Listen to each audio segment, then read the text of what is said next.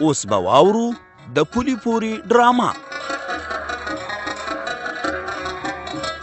د پولي پوري ډرامې په تیره برخه کې تاسو واورېدل چې سنګینه ډېره زیاته خفه وه چې د زوی وروستی دیدار یې د کرونا ناروغۍ په وجې ونه شو او همداسې خاورو ته وسپارل شو. اوس به دا واورو چې عبدالرحیم د ملا صاحب سره کومه خبره شریکوي.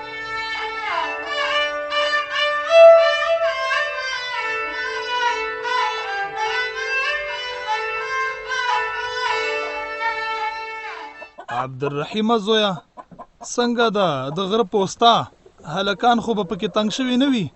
نه پلار هلکان به ولې تنګېږي، ټول ښه خوشحاله دي. خو رښتیا ښه ده چې رایاد شو. یوه خبره مې کوله. کومه خبره؟ وایه که نه. ما ویل چې غر خو اوس ټول زموږ په ولکه کې دی، د ملک غني د قبضې نه ووته، نو ښه به نه چې شورا خپل کار شروع کړي او دا د غر کیندنه پیل شي. زویا خبره دې ډېره ښه ده، خو بیا هم د غر ساتنه خو په کار ده که نه؟ هسې نه الله تعالی مکه ټوپکیان بیا رانشي. پلاره د غر پوسته به وي، ساتنه به کېږي. زما مطلب دا نه دی چې پوسته دې ختمه شي، خو که پوسته وي او د غره نه ګټه نه اخیستل کېږي نو د پوستې مصرف هسې تاوان دی. ما ویل که دا خبره شورا ته ورسیږي نو یو خو به د تاوان نه بچ شي او بله دا چې د آمدن یو ذریعه به پیدا شي. نو ما ویل چې زه دا خبره تا ته وکم. زویا فکر دې ډېر ښه کړی دی، خو دا یوازې زما او ستا په مشوره نه کېږي.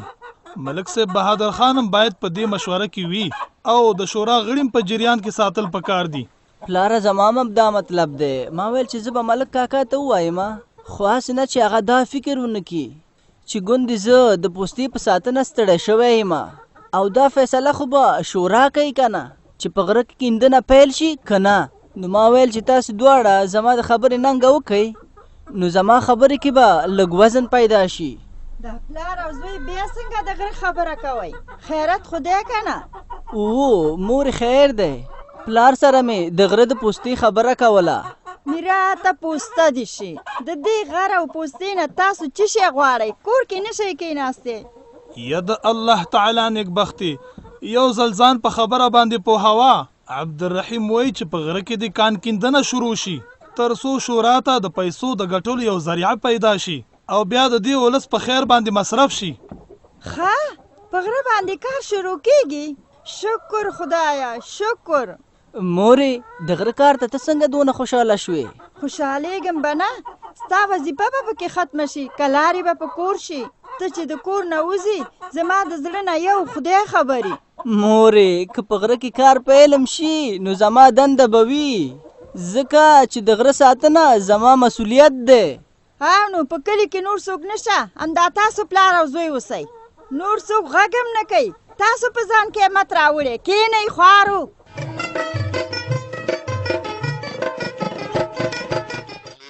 بدرۍ دی کرونا خو خدای راستی منګه 2 سپېږمو ته راوستي. نور ما ویل چې یو مشوره در سره وکړمه، څنګه دې خوښه ده؟ د څه شي مشوره؟ مشوره دا ده زړه مې دی چې یو څه وخت دپاره کنډو کلي ته لاړ شو. دلته خو د کرونا په وجه هر څه په ټپه ولاړ دي او هلته بیا هم فصلونه رسېدلي دي. چېرته به چا سره د لو لور مزدوري وکړم نو یو خو به راباندې دا د کرونا غم نه او بل به لږه غله غنم وګټو.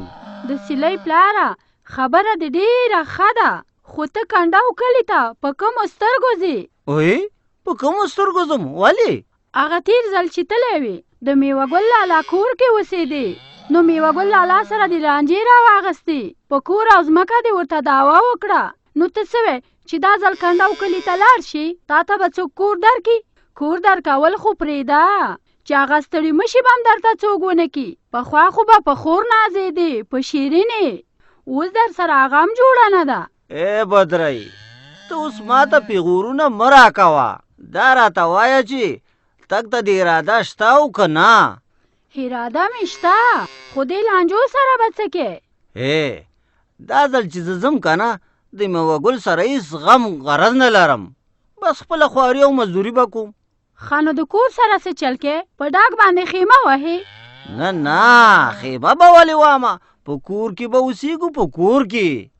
هغه د فرید کاکا دی خدای وبخي چې هغه مړ شوی دی، مرجان درته یادومه، د هغه یو کوټه کور شته، ویمه چې کور ورنه وغواړمه کیدای شي چې راته یې راکړي. سمه ده ورنه وغواړه، خو د سلی پلاره دا خبره مې واوره، زه در سره کنډاو کلي ته ځم په دې شرط چې نه به مې وګل لالا سره لانجې کې او نه نورو سره. خو درته مې وویل که نه زما به خپلې خوارۍ او مزدورۍ سره کاري. اوس دا خبرې پرېږده او دوا وکړه چې دا د فرید د کاکا کور موږ ته راکړي.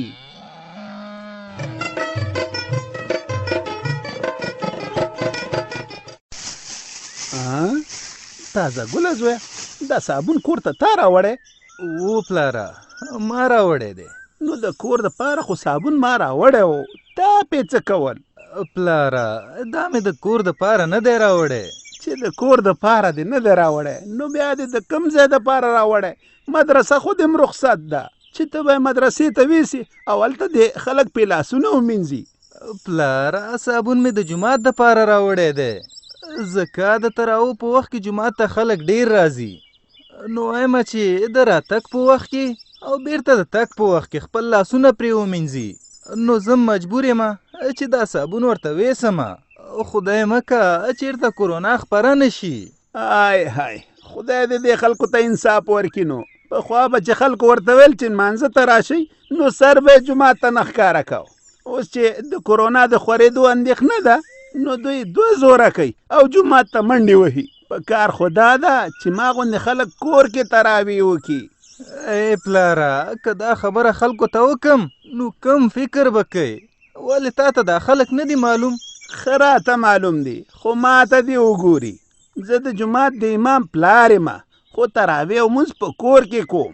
همدغه خو زم ویمه چې په جومات کې نن سبا رش مه جوړوئ، خو دا خلک نه منع کیږي. نو بس ښه خبره همدا ده چې موږ د احتیاط څخه کار واخلو. په ورځ کې څو ځلې د لاسونو مینځل د کرونا په مخنیوي کې لږه مرسته کوي، او بیا که د جمعې له لمانځه نه مخکې وروسته ومینځل شي نو هم د کرونا خطر کمیږي. کمیږي زویه، خو دا ځای یاد لره ته به صابون هم کېدې اوبه به هم ورسره وي، خو بیا به هم خلک پې لاسونه نه مینځي. دا داسې سرتنبه مخلوق دی چې مې کوه پوښتنه. بس مونږ خو به خپله وسه وکړو، نو که یې داسې احتیاط هم نه کوو نو بیا به ورسره ګورو.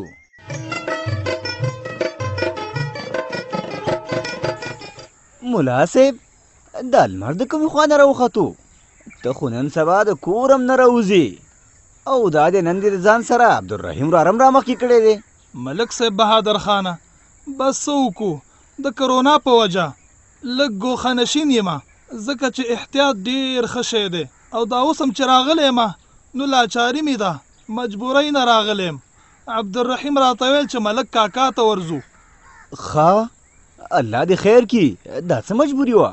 عبدالرحیم وراره پوسته کې خو به څه خبره نه وي؟ نه ملک کاکا په پوسته کې هیڅ خبر هم نشته دی. پوسته د خدای په فضل موږ ساتو او ساتل کیږي، خو د پوستې خرچه لږه شته دی. ما چې ځان سره فکر وکړ نو ما ویل چې شورا د ګټې کومه لار ونه لري نو د پوستې خرچه به ورباندې بوج شي.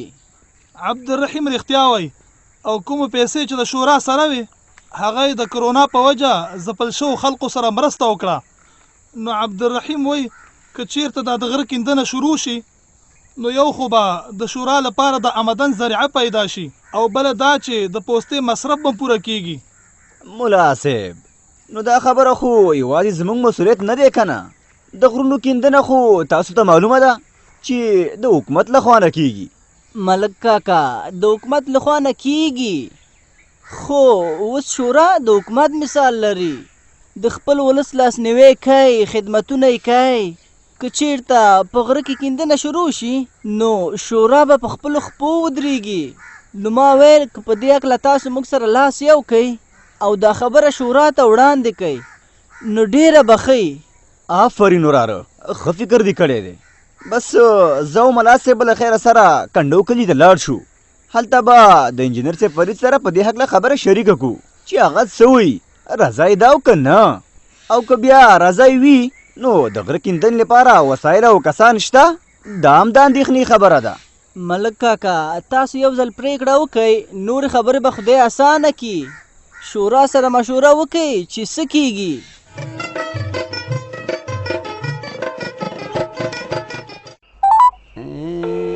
دغه دی زنګ خو د خیره سره ور روان دی چې نابلده نمبر به جیک کي او که نه زما نمبر خو ورسره نشته. السلام علیکم. وعلیکم سلام. انجینر صاحب فرید ښه جوړې نورالله خبرې کوم د میوه ګل اوښې. ستړی مه شې. ژوندی اوسې. انجینر صاحب فریده ته به هم فکر کیا چې څنګه درته رایاد شومه. دا فکر خو مې وکړ. ښه نورالله وایه خیرت خو وو؟ ولا انجینر صاحب ډېره مجبوري مې ده. په کابل کې راته شپې کول سخت دي. خواري مزدوري نشته او کورنۍ را په غاړه ده. نو زړه مې و چې کنډو کلي ته درشمه. په همدې خاطر مې تا ته تلیفون کړی دی. ښه خو راځه که نه دلته خو ستا څوک مخه نه نیسي. خو رښتیا د میوه ګل کاکا سره به څه کوې؟ د هغه سره خو ستا لانجه تېره شوې ده.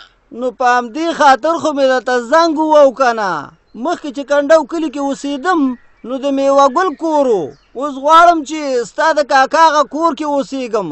نو ما ویل چې دا کور به ما ته راکړي که نه هسې موزګار پروت دی. ښه کور زه تا نه منې کومه خو نورالله یوه خبره ده چې میوه ګل کاکا سره بیا لانجه مانجه ونه کړي. دغه زما شرط دی. دا منې او که نه؟ ولې نه منم؟ ویمه د میوه ګل سره به هېڅ غم او غرض نه کومه. زما کار به خپلې خوارۍ او مزدورۍ سره وي خو چې میوه ګل را سره غم او غرض ونه کړي. نه هغه دومره بد سړی نه دی چې ته ورسره ښه چلیږي نو هغه به هم در سره ښه چلیږي. خو تا خبره واوره که په زړه کې دې ورته ورانه شوه او نیت دې ورته بد که نو یوازې میوه ګل کاکا او زه څه د کنډو کلي بیا هېڅوک نه غواړي چې ته دلته ژوند وکړې. بس نو خبره به ما درته وکړله. خوښه نوره ستا ده.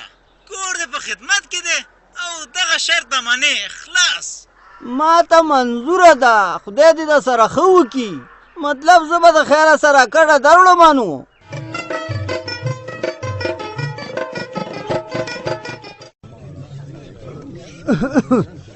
تازه ګل استاده وخت خو پوره دی که نه؟ وخت خو پوره دی خو زه غواړم یو دوه خبرې وکړم. ښه دغه د اقامت وکړمه. بسم الله هلکه سب برابر کئ.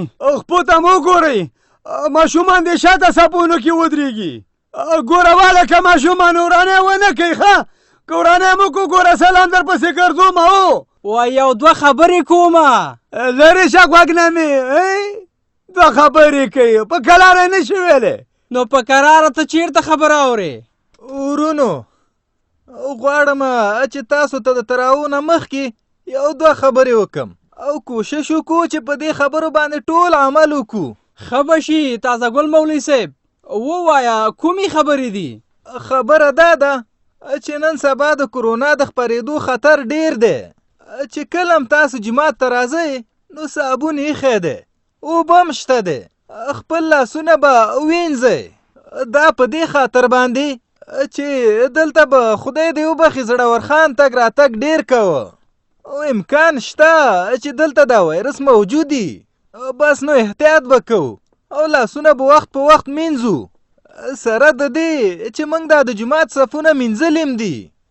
نو مولوي صاحب دا خو به خدای باور وکړه چې ډېره سخته شي. نو زموږ به نو بل کار نه وي بس اعلان د انځل به کوو. نو الماس کاکا که هر څومره هم ګرانه شي نو بیا به یې مینځو ځکه چې د کرونا سره احتیاط پکار دی. ژوند د الله تعالی نعمت دی. په زوره خپل ځان په هلاکت کې غورځول نه دی پکار. ښه ده صحیح ده. اوس ودرېږئ د خیره سره چې دا جمع وکړو. بس د دې نه بعد د انځل را په غاړه شو نو څه به وکړو.